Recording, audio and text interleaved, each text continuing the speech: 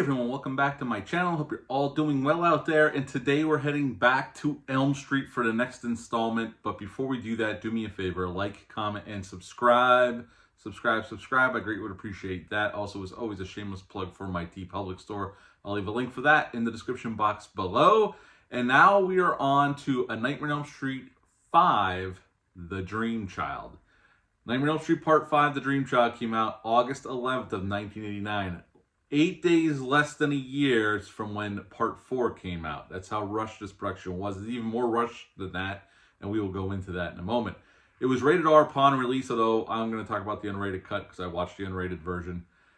Hour and 29 minutes long, had a budget of $8 million. It was more than Part 4, and it made $22 million. It made considerably less money. To direct this film, Stephen Hopkins came in to direct this film. Because of his work on this film, the next year he worked on Predator 2.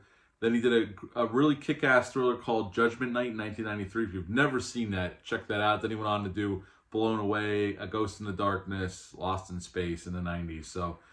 And he was still directing up until a few years ago. In this film, we have Lisa Wilcox back as Alice, our returning character from Part 4. Robert Englund is back, as always, as Freddy, well, at least until Freddy vs. Jason did not come back for the remake, obviously, and he just got his star on the Hollywood Walk of Fame, much well deserved for that gentleman. And in this film, Dan is still around. Him and Alice are together, and we see them in a kind of like a love scene right in the beginning of the film. Alice gets pregnant. Freddy is back, and Freddy is back through the dreams of the baby growing inside of Alice. That is how Freddy is able to resurrect himself and come back to haunt Alice and her friends' dreams. And she does have some new friends in this film. Her dad's still around. He's gotten sober. Dan gets killed off, and now she's trying to figure out how to stop Freddy, and she figures out that Freddy is surviving through the dreams of her child. And we get a little bit more into the Amanda Kruger thing, and we do actually see that where Alice dreams that she's Amanda Kruger and getting locked in at Christmas time in the insane asylum. And Freddy was the result of that. And actually in that scene, you see Robert Englund out his makeup as one of the inmates of the asylum. Pretty much we get some kills, and then at the end, Alice and her son defeat Freddy.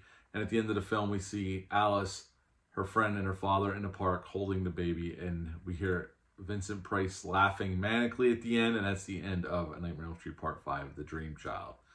So what to like about this film? I like Lisa Wilcox as our final girl, as Alice. And Robert Englund can play this role. By this point, he was an old pro. Although this one, Freddy is not scary at all. Not that he was really scary in Part 4, but in this one, he's really not. I mean, he's in and out of the movie. He's not, this is not one of the best sequels, and we'll talk about it. I don't really blame Stephen Hopkins for this, though. We're going to talk about how much of a dumpster fire this production was and how rushed it was.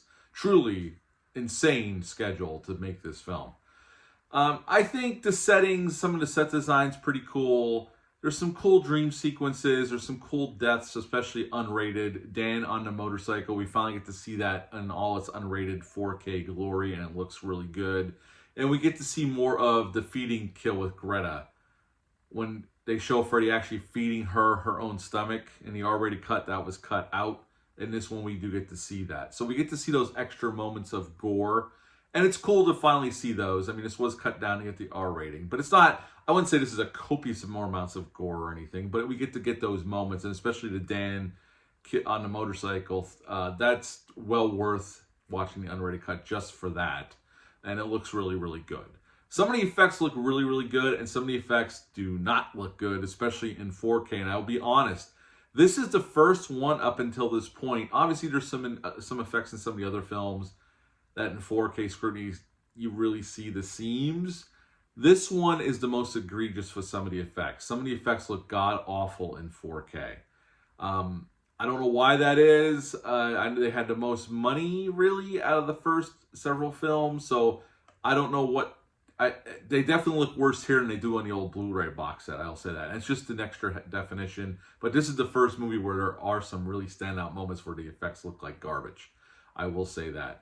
On the negative side, this is a very this is a mess of a film narratively. Even though part four was more entertaining, and again, I'm not blaming Stephen Hopkins for that, because his back was against the wall with this film. But you can tell this was a rush production between scripting, shooting it, editing it, and then the finished product. I mean, this is kind of a mess of a movie. Not a complete dumpster fire. I mean, it's competently made, obviously. I think Stephen Hopkins does a good job of the directing as best he could, considering. But it's kind of a mess of a film, and a lot of it doesn't make a whole lot of sense. And at the end of the day, this is definitely one of the lesser sequels. Definitely out of the first 5 movies. And we're going to talk about Freddy's Dead next. And then we'll end this with the new Nightmare. Then I'm going to re-rank this Nightmare on Elm Street franchise, just the Freddy movies. I'm not going to count Freddy vs. Jason in that rankings. Now, to talk about some of the reasons why this movie's kind of a mess. And, well, Stephen Hopkins had 4 weeks to shoot it and 4 weeks to edit it, and that's all he had. I'll Never Sleep Again documentary, he said he would be on one soundstage filming scenes and then run to the next one to film more scenes while the other soundstage they were redressing it so he could come back so they can keep shooting and get this all in the can. That's how much of a rush production this film was. They were literally just running around trying to knock this out of the park. And that's never a great way to make a film. And this film greatly suffers by that. And you can tell watching this movie that it was just rushed. I mean, some of the sets, while some sets look really cool, some sets look cheap and kind of just, I don't know, they just look off to me, especially in 4K. 4K is very unforgiving if stuff wasn't done right, and there's some things in here that don't look right. So you can forgive some of the things with this film, although it's still not a great movie. There's definitely some issues here. And Nightmare on Elm Street 5, The Dream Child, I would give this one a 5 out of 10. 5 out of 10 for a Nightmare on Elm Street, The Dream Child. This has never been one of my favorite ones, and it certainly hasn't grown on me over the years. I think I've been at 5 out of 10 for a while. Now, let's talk about the disc, though. We're also here to talk about this disc. This is the case for physical media. We're talking about Nightmare on Elm Street 5, The Dream Child. Just like the rest of the films in this box set thus far, the transfer looks really great. They really gave this one, it's a 4K scan of the original camera negative.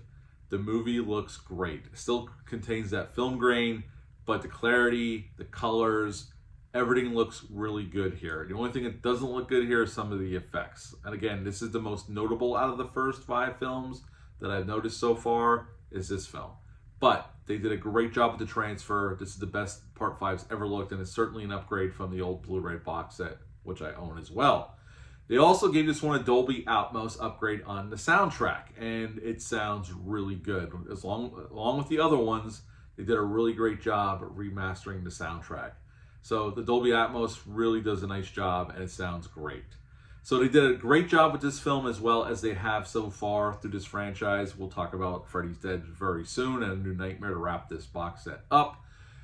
But yes, I would give, the film I gave a 5 out of 10, but I'd give the disc a 9.5 out of 10 on the transfer and the sound. They did a really great job, and they took the time and care to do it right. So that's it for this, for the case for physical media, A Nightmare on Elm Street Part 5, The Dream Child Edition.